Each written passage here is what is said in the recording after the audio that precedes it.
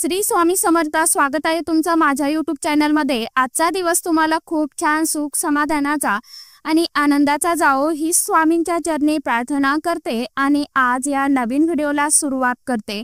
तर बघा मित्रमैत्रिणींनो, आज आहे सोमवार 14 जुलै आणि आजच्या दिवशी आलेली आहे संकष्टी चतुर्थी।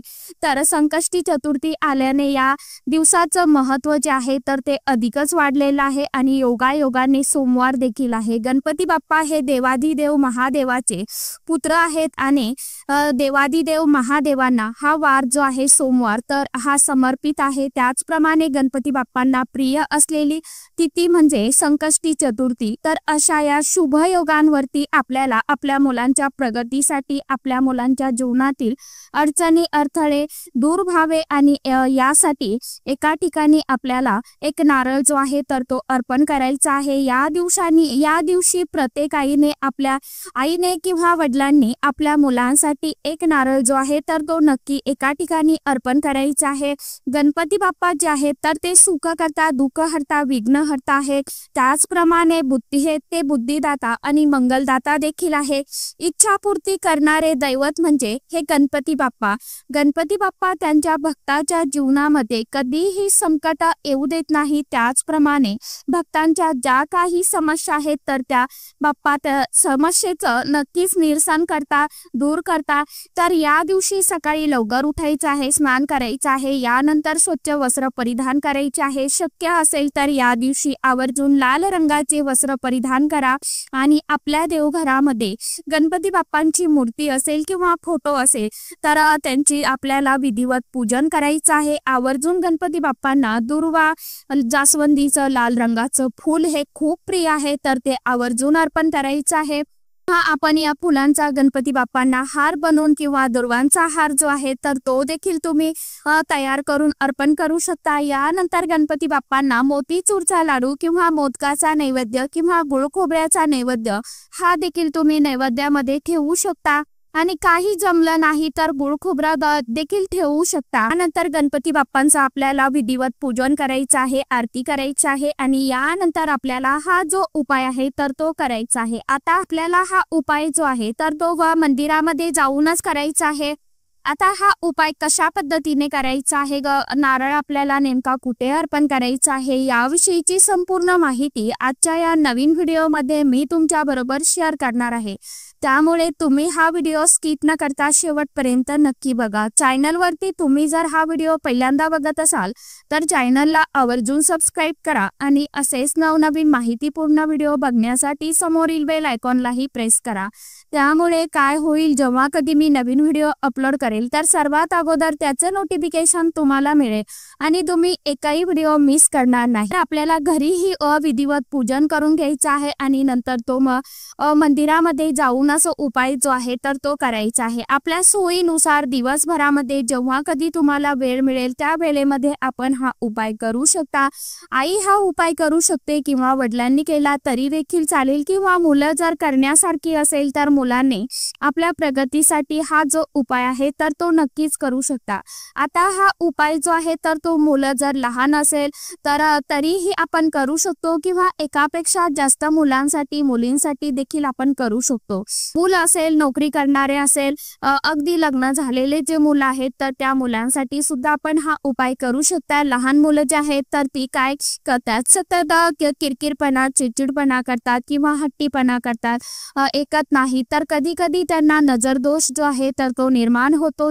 शाळेत जाणारी मुलं आहेत तर त्यांना वाचलेले लक्षात राहत नाही, स्मरणशक्ती जी आहे तर ती कमजोर पडते, खूप अभ्यास करतात परंतु परीक्षेच्या वेळी सर्व विसरते, अभ्यासामध्ये मन लागत नाही। बऱ्याच वेळा मुलांचं तोंड देखील कौतिक केलं जातं आणि जे लोक कौतिक करतात तर त्यांच्या मनामध्ये मात्र आपल्या मुलांबद्दल वाईट भावना असते आणि यामुळे काय होतं तर मुलांना नजर दोष निर्माण होतो, मुले सतत आजारी पडतात किंवा आपली मुलं वाईट गोष्टी गोष्टीच्या आहारी गेलेले असतील, व्यसनाच्या नादी लागलेली असतील, नोकरी असेल तर नोकरीमध्ये त्यांना यश मिळत नाही, प्रमोशन मिळत नाही किंवा नोकरी शोधत आहे परंतु मनासारखी जर नोकरी मिळत नसेल, अशी आपली मुलांबद्दलची जी कोणती समस्या असेल, अडचण असेल, तरी देखील तुम्ही हा उपाय जो आहे तर तो आवर्जून करून बघू शकता।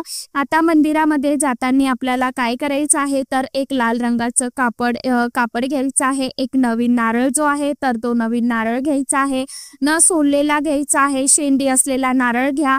कधीही कुठल्याही गोष्टीसाठी वापरलेला नारळ घ्यायचा नसतो, नवीनच नारळ उपायासाठी घ्यायचा आहे। स्वच्छ एक लाल रंगाचं कापड घ्यायचं आहे, कोरं कापड तुमच्याकडे असेल तर आवर्जून घ्या। त्यानंतर 21 दुर्वा घ्यायचे आहे, गुळ खोबरं, जास्वंदीचं फूल आपल्याला घ्यायचं आहे आणि हळदी, कुंकू, अखंड अक्षता घ्यायच्या आहे।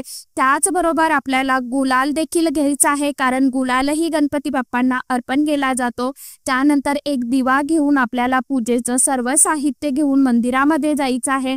दिवा जो आहे तर तो आपल्याला शक्यतो कणकेचा तयार करायचा आहे, यामध्ये आपल्याला तुपाचाच वापर करायचा आहे। मंदिरामध्ये गेल्यानंतर सर्वात अगोदर आपल्याला गणपती बाप्पांच्या मूर्तीसमोर आपल्याला हा दिवा जो आहे तर दिवा आणि तूप लावून घ्यायचा आहे। त्यानंतर दिवा लावताना आपल्याला थोड्याशा अखंड अक्षता ठेवून खाली दिव्याला आसन द्यायचं आहे। दिव्याची जी वात आहे तर ती उत्तर दिशेला करायची आहे किंवा पूर्व दिशेला करायची आहे। दिवा प्रज्वलित केल्यानंतर त्या दिव्याला मनोभावे हळदी, कुंकू, अक्षता, फूल अर्पण करायचं आहे। त्यानंतर नमस्कार करायचा आहे, गणपती बाप्पांना हळदी कुंकू लावायचं आहे, फूल अर्पण करायचं आहे, अक्षता अर्पण करायचं आहे आणि दुर्वा देखील अर्पण करायचा आहे। यानंतर गुळ खोबऱ्याचा जो नैवेद्य आहे किंवा तुम्ही जो कुठला नैवेद्य सोबत घेतलेला असेल तर तो नैवेद्य अर्पण करायचा। यासोबतच तुम्ही फळं देखील सुद्धा अर्पण करू शकता, कारण ती सुद्धा नैवेद्यामध्ये ठेवू शकता। डाळिंब जर मिळालं तर नक्की डाळिंब तुम्ही बाप्पांना अर्पण करायचं आहे। आणि यानंतर आपल्याला काय करायचं आहे तर आपली जी काय इच्छा मनोकामना आहे ती पूर्ण मनोभावे आणि श्रद्धेने ज्या काही इच्छेसाठी आपण हा उपाय करत आहोत तर ती इच्छा तुम्हाला बाप्पांना मनोभावे सांगायची आहे। जसं की माझ्या मुलांना परीक्षेमध्ये चांगले मार्क्स मिळू द्या, त्यांची शिक्षणामध्ये उत्तरोत्तर प्रगती होऊ द्या, किंवा अगदी आपली जरी घरातील एखादी इच्छा असेल, म्हणजेच काय तर पैसा संबंधीची अडचण असेल किंवा घरामध्ये सतत कुणीही आजारी पडत असेल तरी सुद्धा या समस्येसाठी सुद्धा आपण हा उपाय करू शकता। त्यानंतर आपली जी काय समस्या आहे ती बाप्पांना सांगायची आहे। यानंतर आपल्याला काय करायचं तर आपण जो नारळ घेतलेला आहे आणि जे कापड घेतलेलं आहे त्या कापडामध्ये आपल्याला हा नारळ ठेवून घ्यायचा आहे आणि आपल्याला या नारळावरती हळदी, कुंकू, अक्षता, एक लाल रंगाचं फूल अर्पण करायचं आहे आणि आपल्या ओंजळीमध्ये घ्यायचं आहे, हातामध्ये घ्यायचं आहे। बाप्पांना आपली जी कुठली समस्या आहे तर ती सांगून ती नष्ट व्हावी म्हणून आपल्याला मनोभावे प्रार्थना करून आपल्याला एक वेळा किंवा 11 वेळा गणपती अथर्व शीर्षम जे आहे तर ते पठण करायचं आहे। एक वेळा संकटनाशम सूत्र पठण करायचं आहे। आपल्याला गणपती अथर्व शीर्षम पठण करणं शक्य होत नसेल तर मग किमान एक वेळा तरी करा। ज्यांना शक्य नसेल त्यांनी मोबाईलवरती यूट्यूबला लावून द्या, काही हरकत नाही आणि तुम्ही श्रवण करा।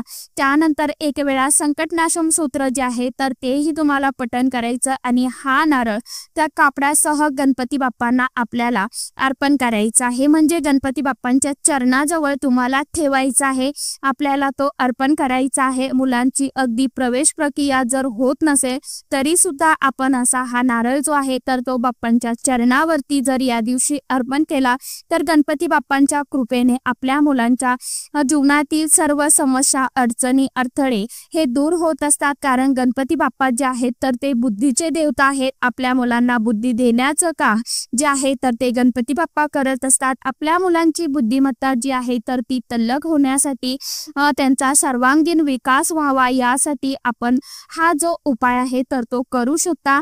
आता एकापेक्षा जास्त मुलांसाठी आपल्याला हा उपाय करायचा असेल तर आपल्याला 2 मुलांसाठी उपाय करायचा असेल तर मग तुम्हाला 2 नारळ लागतील आणि 2 लाल रंगाचे कापड लागतील।